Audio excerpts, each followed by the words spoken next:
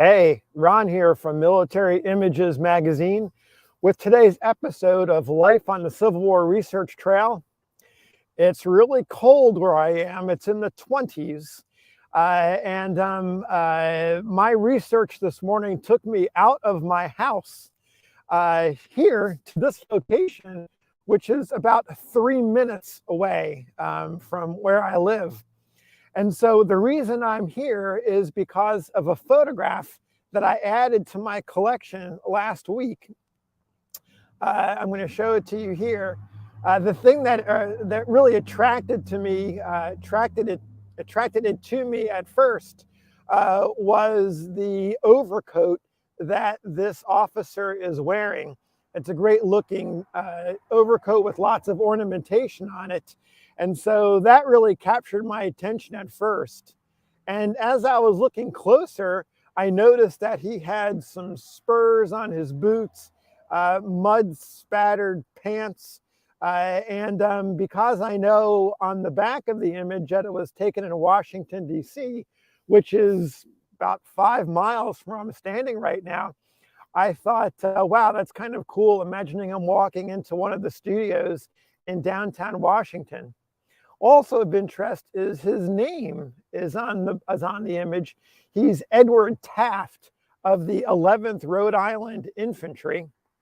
And so I began doing some research to find out more about Taft, and it turns out that he was in one of the 3 months regiments, the 1st Rhode Island, back in the spring and summer of 1861, fought at the Battle of Bull Run.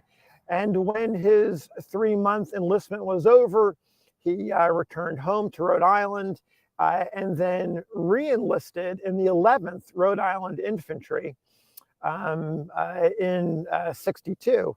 So in his enlistment with the 11th, they're sent to the defenses of Washington and winds up being stationed right here in this area called Miners Hill. You can see the plaque behind me with some detail about the area. And so I go looking for information about Miners Hill and about the 11th Rhode Island, and I find this image in the Library of Congress, which is Captain Edward Taft and his staff at Miners Hill. And if you come up close, you can look at a photograph here. This is a detail of this camp image, and there is Taft sitting in front of or on top of a barrel. And so if you compare the two images together, you can clearly see that the slightly smiling man sitting in camp and the photograph that I added to my collection are the same individual. And so it seems appropriate that I come here on this day when it is in the 20s, because I also found a bit of information about an eyewitness description by one of the soldiers of what it was like being right here in 1862, in the fall of 1862. So we're looking at 160 years ago this fall, where Taft and his Rhode Islanders, who I'm sure were accustomed to cold temperatures, were here at Miners Hill.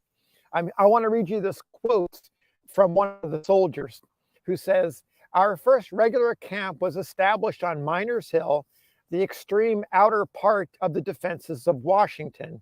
And when we reached it on a cold, raw, blustering day late in the fall of 1862, the wind filling our eyes and mouths with a blinding and grinding dust.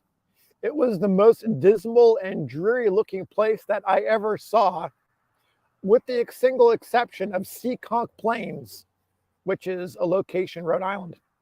We remained here about 3 months, building and stockading our winter quarters, drilling and doing picket duty, and making occasional raids when we felt sure that the enemy was a safe distance from us."